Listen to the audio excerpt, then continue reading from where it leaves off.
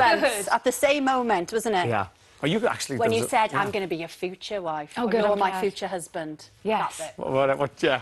She got it looks absolutely beautiful. So your character, Claire, falls in love with a time traveller. Now, look, it sounds romantic, but there's got to be a hitch in there somewhere. There is very much a hitch, yeah. I mean, it's a difficult way for them to kind of kick off any sort of marriage with him always kind of bouncing back and forth through time. He can't take anything with him, so his clothes drop, and then he also then kind of ends up in, well, wherever he does end up. But, yeah, you know, he has no phone, he has no kind of wallet, and he's got to pretty much fight for his survival. Be awkward. That would... I've heard a few husbands use that excuse on our I was time travelling. BBB. Yeah. Not again. Oh, 1962.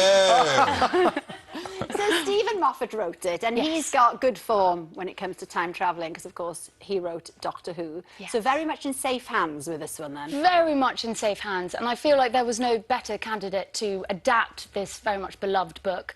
And he's fantastic. You know, his writing, it's so thorough. There's fantastic amount of depth, and no, it was a real joy to be able to kind of bring it to the screen. Oh, that's lovely. Now, you had to portray characters from the ages of 16 to 70. What was your favourite age to play? I'm going to go with when I was 16 years old. I loved it. So I was able to get these hair extensions that kind of came all the way down to the hips, and I found myself kind of twiddling with the hair, and that then informed a little bit of the body language and kind of made me feel hopefully, or at least hopefully look a little bit more immature. Yeah. I mean, you can fully pull it off, to be fair. Fully pull it off. So what we thought was... we'd project forward and see what we would look like at 70, because you play yourself at 70 in the film. Yeah. So this is what happened. Why did we do this? I mean, you don't look bad at all. To be honest, Guys, you both look cracking. And now that we know that, it might be time to have a look at some options. Now that we've seen the future, it might be time to check out some options. Rose, if you were to be able to travel in time, what part of your life would you like to travel to?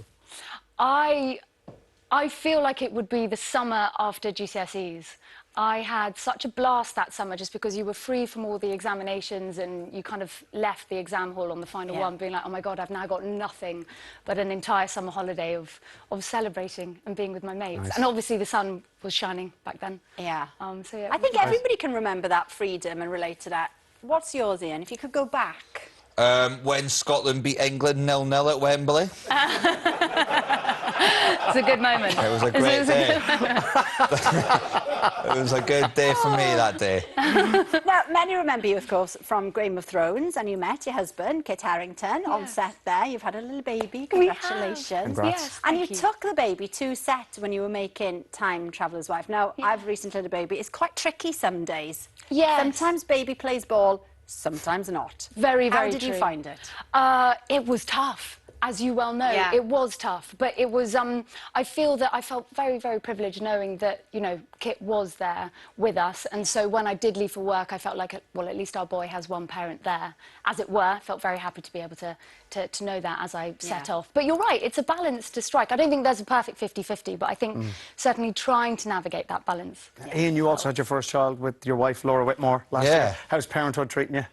Much of the same, really. Obviously, it's a big adjustment, but it's just the best thing, just watching this little person sort of learn to laugh and play, and they learn to knocking a block together, and you're like, no other baby is capable of that. I must have so advanced. I must have the most intelligent baby that's ever lived. This baby can stand. I can't imagine any of it. So it's amazing. And the same thing, you sort of get the work balance, and I'm so lucky to have Laura by my side to helping out, and I'll obviously help out wherever I can, and it's sort of a little collaborative effort. It's a little tripod now. Yeah, we're a tripod. There you go. I like that. Like it, yeah, it's good. All right, The Time Traveller's Wife continues on Sky Atlantic with new episodes released on Mondays.